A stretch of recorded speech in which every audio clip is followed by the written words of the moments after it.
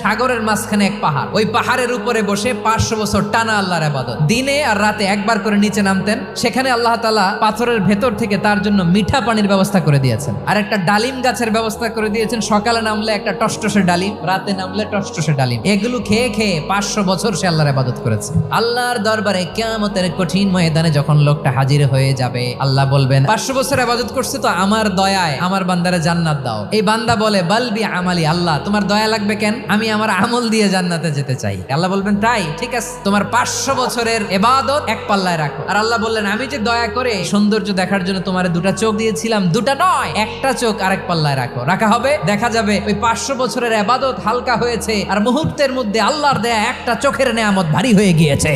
ফলাফল দেখো, হিসাব বলে তুমি এখন জাহান্নামে যাবা, যাও এবার জাহান্নামে যাও। এবার লোকটা কাচুমাচু করে বলে আল্লাহ এবার আমি বুঝতে পেরেছি তোমার দয়া ছাড়া দুনিয়ায় কেউ জান্নাতে যেতে পারবে না।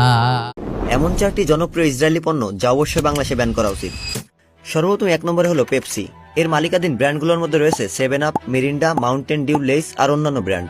পেপসি মূলত ইসরায়েলের অর্থনীতিতে বড় বিনিয়োগকারী, তাই এটিকে না মানে তাদের অন্যায় নীতিকে সমর্থন করা। দ্বিতীয় পণ্যটি হলো ডাব, যা ইউনিলিভারের মালিকাধীন একটি বিউটি ব্র্যান্ড। ইউনিলিভার মূলত ইসরায়েলে ব্যবসা পরিচালনা করে এবং তারা ইসরায়েলের অর্থনীতিতে গুরুত্বপূর্ণ ভূমিকা পালন করে, তাই এটি ব্যবহার করা মানে সেই অন্যায় ব্যবস্থাকে সমর্থন করা। এরপরই রয়েছে কোকা কোলা কোম্পানি, যারা মূলত 1966 সালে প্রথম ইসরায়েলে কারখানা স্থাপন করে। এছাড়াও তারা ফিলিস্তিনিদের অঞ্চল দখল করে ব্যবসা পরিচালনা করছে।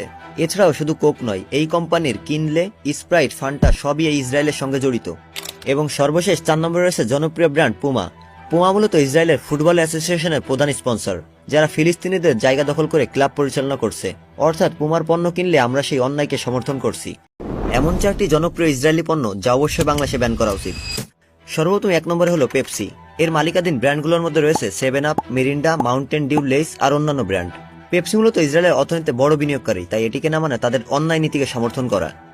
দ্বিতীয় পণ্যটি হলো ডাব, যা ইউনিলিভারের মালিকাধীন একটি বিউটি ব্র্যান্ড। ইউনিলিভার মূলত ইসরায়েলে ব্যবসা পরিচালনা করে এবং তারা ইসরায়েলের অর্থনীতিতে গুরুত্বপূর্ণ ভূমিকা পালন করে, তাই এটি ব্যবহার করা মানে সেই অন্যায় ব্যবস্থাকে সমর্থন করা।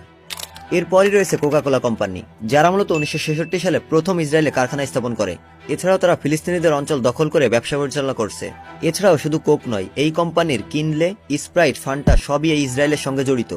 এবং সর্বশেষ 4 নম্বরে রয়েছে জনপ্রিয় ব্র্যান্ড পুমা।